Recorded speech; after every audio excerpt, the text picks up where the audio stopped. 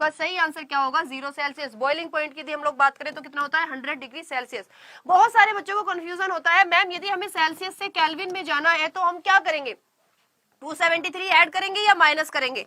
तो सिंपल सी बात है, सेल्सियस से केल्विन में ये आपका 3 ये आपका 11, ठीक है बच्चा, ये आपका 3 ये आपका 11, यानी कि यहाँ पर आपको प्लस 273 ऐड करना होता है। क्या करना होता है आप लोगों को, प्लस 273 ऐड करना होता है, ठीक है। तो सेल्सियस से केल्विन पर आप जब भी कभी जाओगे तो आप 273 क्या करते हो बच्चा, ऐड करते हो। क्लियर जी। नेक्स्ट क्वेश्चन देखते हैं जरा एक बार।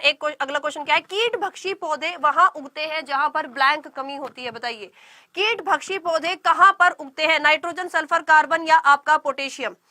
कीट सॉरी बच्चों, कीट भक्षी पौधे आपके कहां पर उगते हैं बताइए।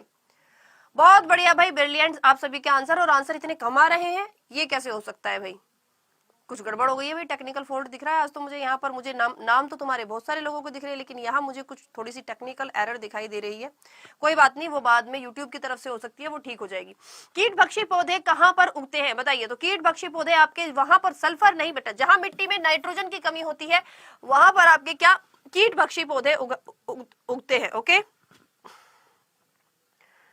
कोशिका का पावर हाउस किसको कहा जाता है बताइए। पावर हाउस ऑफ सेल हम इनमें से किसको बोलते हैं, कोशिका का पावर हाउस किसको कहा जाता है, कोशिका का पावर हाउस किसको कहा जाता है, न्यूक्लियस, माइटोकॉन्ड्रिया, गोल्गी बॉडीज या राइबोसोम्स को। क्या बच्चा आपका, तो कोशिका का पावर हाउस हम लोग किसको बोलते हैं बेटा, माइटोकॉन्ड्रिया को। क्यों, क्योंकि यहाँ पर आपका होता है क्या, सेल्यूलर रेस्पिरेशन, यानी यहाँ पर तुम्हारा कोशिकीय श्वसन होता है, और इस कोशिकीय श्वसन में तुम्हारा क्या होता है, ग्लूकोज।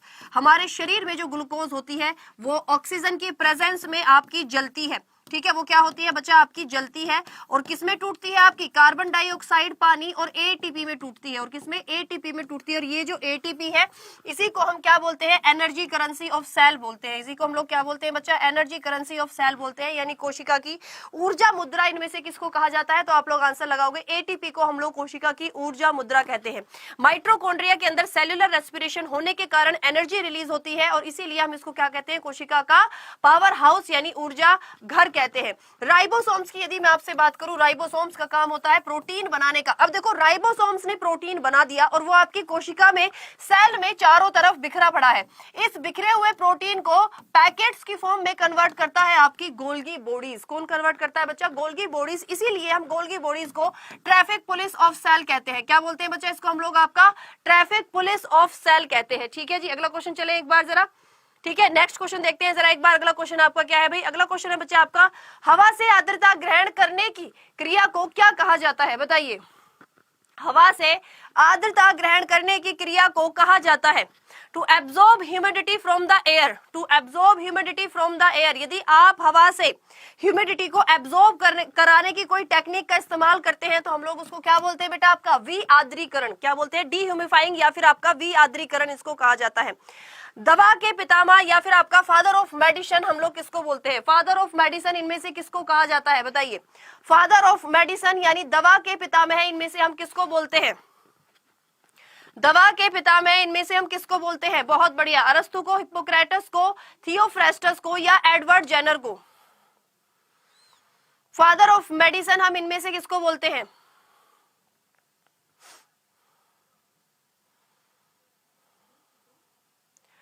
फादर ऑफ मेडिसिन इनमें से हम किसको बोलते हैं बच्चा, आपके हिप्पोक्रेटस को। किसको बोलते हैं बच्चा, आपके हिप्पोक्रेटस को कहा जाता है। Father of biology, father of biology या फादर ऑफ जूलॉजी किसको कहते हैं, अरस्तु को। थियोफ्रेस्टस को फादर ऑफ बॉटनी। सबसे पहली जो वैक्सीन बनाई थी वो किसने बताई थी, एडवर्ड जेनर ने बनाई थी। किसकी बनाई थी, स्मॉल पॉक्स की, छोटी माता की बनाई थी। और साथ ही साथ बच्चा किससे बनाई थी, तो आप लोग याद रखेंगे काउ सीरम से, गाय के सीरम से बनाई थी। मैम सीरम क्या होता है, सीरम हमारे ब्लड का, खून का वो हिस्सा होता है जो कभी नहीं जमता, जो आपका कभी नहीं जमता है। ठीक है जी, अगला क्वेश्चन देखते हैं जरा एक बार। नेक्स्ट क्वेश्चन आपका क्या है भाई, अगला क्वेश्चन है बच्चा आपका, सब्लिमेशन प्रोसेस अकर्स इन, इनमें से किसके अंदर सब्लिमेशन प्रोसेस होता है। सब्लिमेशन इज व्हाट, यदि कोई भी आपका ठोस डायरेक्ट आपका वेपराइज्ड हो जाए, मतलब डायरेक्ट आपका भाप के रूप में या गैस में बदल जाए, कोई भी ठोस यदि आपका डायरेक्ट गैस में परिवर्तित हो जाए तो इस प्रोसेस को हम लोग बोलते हैं क्या, आपका सब्लिमेशन या ऊर्ध्वापतन। तो इनमें से किसका होता है, अमोनियम क्लोराइड का। अमोनियम क्लोराइड आपका डायरेक्ट ठोस से किसमें बदल जाता है आपका बेटा, ये आपका गैस में बदल जाता है। अगला क्वेश्चन देखते हैं, आवर्त बीजियों के प्रजनन अंग स्थित होते हैं। बताइए, आवर्त बीजी जो होते हैं आपके यानी एंजियोस्पर्म। अब आवर्त बीजी मतलब जिसके बीज के ऊपर आपकी कवरिंग हो, जिसके बीज के ऊपर आपकी कवरिंग हो। बताइए, उनके प्रजनन अंग किसमें आपके स्थित होते हैं?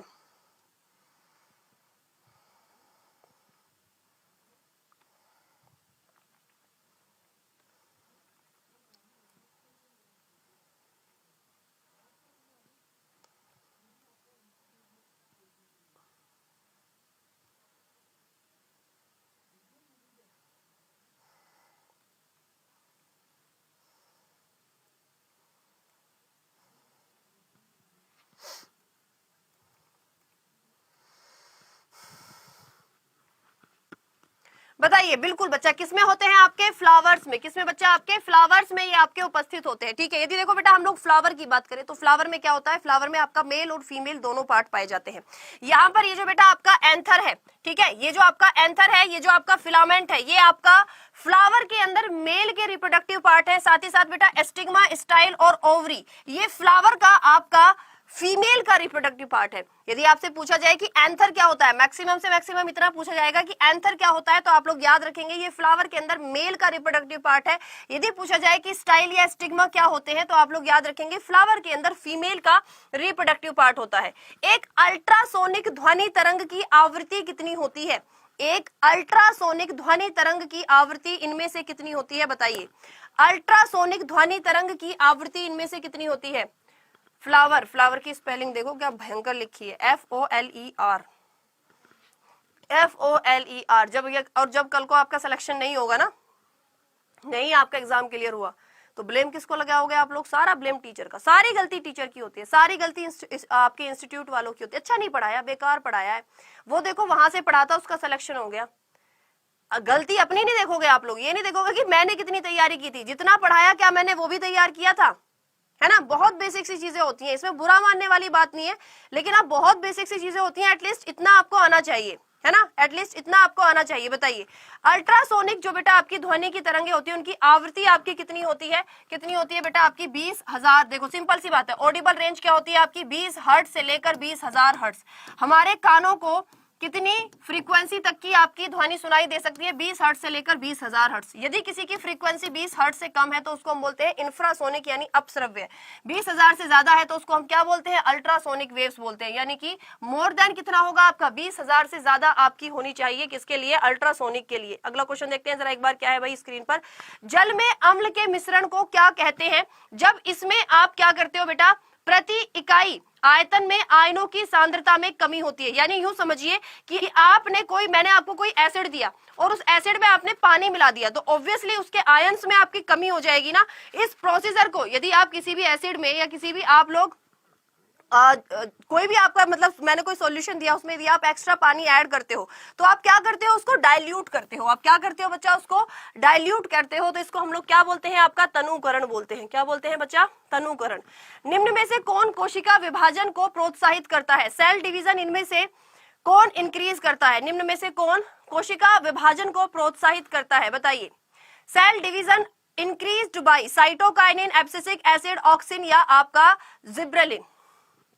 बताइए जी, इनमें से कोशिका विभाजन को कौन प्रोत्साहित करता है? तो प्लांट सेल के अंदर जो आपका साइटोकाइनिन हार्मोन है, ये क्या करता है? आपके सेल डिवीजन को इंक्रीज करता है। ऑक्सिन करता है एपिकल बड्स यानी शीर्ष कलिकाओं को खिलाने में मदद करता है।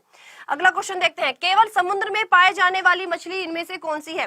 केवल समुद्र में पाए जाने वाली मछली इनमें से कौन सी है? बताइए, केवल समुद्र में पाए जाने वाली मछली इनमें से कौन सी है? Dog fish, star fish, jelly fish या आपकी सिल्वर फिश, या फिर बच्चा आपकी सिल्वर फिश। बताइए, केवल समुद्र में पाए जाने वाली मछली इनमें से कौन सी है? आपकी डॉग फिश है। कौन सी है बच्चा? ये आपकी डॉग फिश है। अगला क्वेश्चन देखते हैं जरा एक बार। नेक्स्ट क्वेश्चन क्या है भाई? अब तो देखो रिवीजन बेस पर ही आपकी क्लास हो रही है। पढ़ना आपको जितना पढ़ना था आप पढ़ चुके हो। अब तो जो बच्चा रिवीजन के पर्पज से क्लास में बैठा है उसका ही बेटा आपका कुछ ना कुछ आउटपुट अच्छा आ सकता है। यदि आप लोग ये सोचो कि इस समय आप नया सीख लोगे तो आप लोग थोड़ी देर कर चुके हैं। निम्नलिखित में से किसे ना तो उत्पन्न किया जा सकता है और ना ही नष्ट किया जा सकता है? आपका संवेग, ऊर्जा, शक्ति या बल। Which quantity can't be generate और destroy? Which quantity can't be generate और डिस्ट्रॉय, संवेग, ऊर्जा, शक्ति या फिर आपका बल। निम्नलिखित में से किसे ना तो उत्पन्न किया जा सकता है और ना ही नष्ट किया जा सकता है। तो बेटा क्या आपकी ऊर्जा यानी एनर्जी जो है, ऊर्जा यानी एनर्जी है, ऊर्जा को ना ही तो हम नष्ट कर सकते हैं ना ही हम इसे बना सकते हैं। क्लियर? सिर्फ एक से दूसरे रूप में परिवर्तित कर सकते हैं, सिर्फ एक से दूसरे रूप में बच्चा आपकी परिवर्तित कर सकते हैं। यही आपका ऊर्जा संरक्षण का नियम भी कहता है। जिस तरह बैरोमीटर दाब से संबंधित है, उसी तरह सीज्मोग्राफ इनमें से किससे संबंध रखता है? ये तो आपका रीजनिंग का भी क्वेश्चन बनता है ना इस तरह का। क्यों भाई? इस तरह का आपका रीजनिंग का भी क्वेश्चन बनता है कि बैरोमीटर का संबंध यदि दाब से है तो सीज्मोग्राफ का संबंध इनमें से किससे है? बाढ़ से, भूकंप से, आर्द्रता से या तापमान से, या फिर बच्चा आपका तापमान से। बताइए, बैरोमीटर का इस्तेमाल यदि हम दाब से संबंधित है तो उस तरह आपका सीज्मोग्राफ का संबंध इनमें से किससे है बच्चा आपका भूकंप से, यानी कि अर्थक्वेक। अर्थक्वेक हम लोग किससे मेजर करते हैं बच्चा? आपका सीज्मोग्राफ से मेजर करते हैं। ओके, अगला क्वेश्चन देखते हैं जरा एक बार क्या है। जब दो समान बल किसी पिंड पर एक दूसरे के विरुद्ध दिशा में प्रयुक्त होते हैं तो पिंड पर प्रयुक्त होने वाला कुल बल होगा। बताइए, जब दो समान बल किसी पिंड पर एक दूसरे के विरुद्ध दिशा में प्रयुक्त होते हैं तो पिंड पर प्रयुक्त होने वाला कुल बल होगा 4 गुना, 3 गुना, 0 या 2 गुना। जब दो समान बल किसी पिंड पर एक दूसरे के विरुद्ध दिशा में प्रयुक्त होते हैं, मतलब यदि आपका कोई एक ऑब्जेक्ट है, आपने 5 न्यूटन का बल इधर से लगाया और 5 न्यूटन का बल इधर से लगाया, तो बताइए इस पर कुल बल कितना होगा? तो बताइए इस पर आपका कुल बल कितना होगा? बताइए। बिल्कुल, देखो सही आंसर आ गया 2 टाइम्स। मैम सिंपल सी बात है, 5 इधर से लग रहा है, 5 इधर से लग रहा है, टोटल लगेगा 10 न्यूटन, है ना? मतलब पहले का 2 गुना हो गया। गलत।